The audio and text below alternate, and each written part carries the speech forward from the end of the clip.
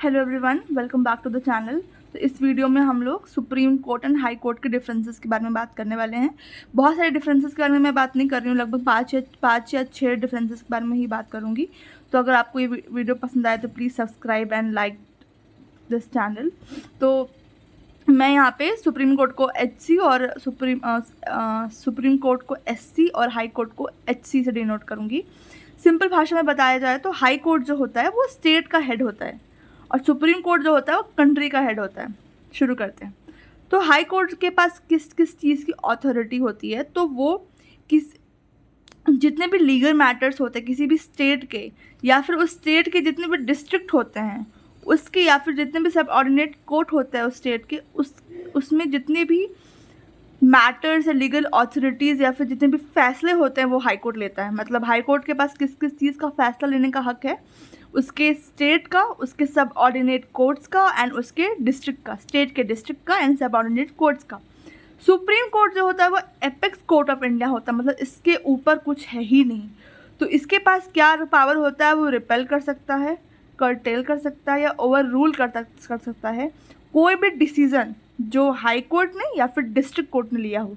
अगर उसको लगेगा कि ये जो डिसीजन लिया गया है वो सही नहीं है या फिर जिन्होंने वो केस फाइल किया है उनको लगा कि मुझे हाई कोर्ट से वो जस्टिस नहीं मिला, तो वो अपील कर सकते हैं सुप्रीम कोर्ट को।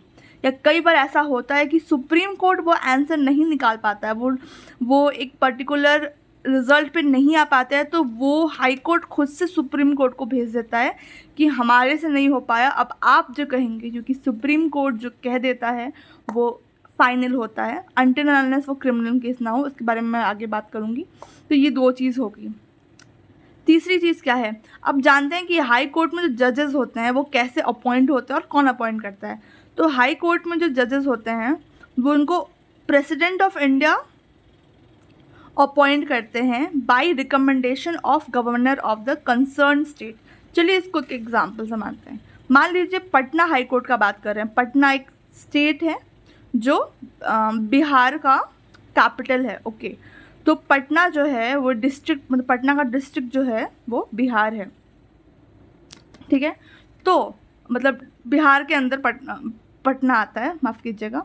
तो अब मान लीजिए कि पटना हाई कोर्ट के बारे में बात हो रहा है, तो गवर्नर ऑफ बिहार जो होंगे वो रिकमेंड करेंगे मान लीजिए XYZ जजेस को, और उसमें से कोई एक जज को जो प्रेसिडेंट को सबसे अच्छा लगेगा in terms of many things, बहुत लंबी लिस्ट है उसके अकॉर्डिंग प्रेसिडेंट जो है उस एक पर्टिकुलर जज को अपॉइंट करेगा with the recommendation of the governor of concerned state. तो मैं यहाँ पे कंसर्न स्टेट के एग्जांपल में पटना ले रही हूँ। ठीक है, यहाँ पे आते हैं सुप्रीम कोर्ट के बारे में।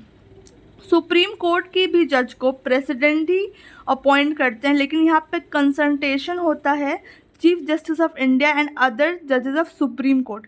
अब मान लीजिए कि प्रेसिडेंट, चीफ जस्टिस एंड जजेस ऑफ सुप्रीम अदर्स, मतलब कि सुप्रीम कोर्ट में जो पहले से जजेस रहेंगे उनका भी बात सुना जाएगा, चीफ जस्टिस का भी बात सुना जाएगा और प्रेसिडेंट का भी बात सुना जाएगा। तीनों मिल के और कंसल्ट करके एक कोई भी सपोज किसी को ABC कुमारी नाम की कोई बंदी है, उसको हम लोग सुप्रीम कोर्ट का हम लोग जज मान लेते हैं। ठीक है, अब आते हैं यहाँ पे कैसे कैसे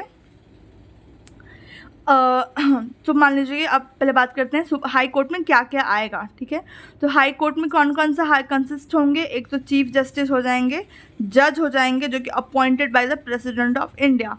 सेम फॉर दिस कि कंसिस्ट ऑफ चीफ जस्टिस, जजेस and which is appointment by the president of India. Same. अब चलिए अब हम लोग डिसीजन के बारे में बात करते हैं। अगर हाई कोर्ट कोई भी डिसीजन लेता है तो उसको जो सुप्रीम कोर्ट है वो क्वेश्चन कर सकता है कि भाई आपने जो लिया है ये फैसला वो हमें सही नहीं लग रहा, तो डिसीजन को चैलेंज किया जा सकता है सुप्रीम कोर्ट के द्वारा। लेकिन अगर सुप्रीम कोर्ट ने कुछ फैसला लिया है तो वो फाइनल अपील हो जाता है, बट ऐसा भी हमेशा ज़रूरी नहीं है। अगर कोई ऐसा केस है जो कि प्रेसिडेंट को लगता है कि जो केस का जो रिज़ल्ट लिया गया, जो केस का लास्ट फैसला हुआ है वो सही नहीं है, तो प्रेसिडेंट जो है वो उस केस को या उस सेंटेंस को कर्टेल एंड पैड ऑन कर सकता है। अब देखिए इस क्रिमिनल लॉ में सेंटेंस का मतलब काफ़ी डीप होता है, तो आप अगर जानना चाहते हैं सेंटेंस का मीनिंग या किसी भी इस सब में से किसी भी चीज़ का मीनिंग, तो आप मुझे कमेंट में पूछ सकते हैं। इसमें कितने मेंबर होते हैं, मतलब माफ़ कीजिएगा, कितने हमारे देश में, भारत में अभी 25 हाई कोर्ट है पूरे भारत में, लेकिन सुप्रीम कोर्ट कितना होगा बताइए? सिर्फ एक, क्योंकि हाई कोर्ट बहुत सारे हो सकते हैं, सबऑर्डिनेट कोर्ट बहुत सारे हो सकते हैं, लेकिन सुप्रीम कोर्ट सिर्फ एक ही है जो कि दिल्ली में है, जिसके बारे में आप लोग को शायद पता होगा।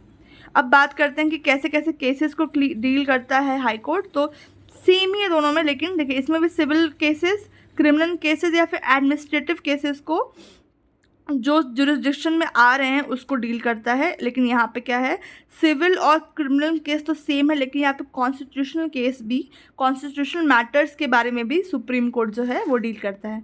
आई होप कि आपके लिए वीडियो मतलब इंफॉर्मेटिव होगा, और अगर आपको ऐसी और भी वीडियोस चाहिए तो प्लीज़ आप बताएं। Thank you for watching, we will meet in the next one.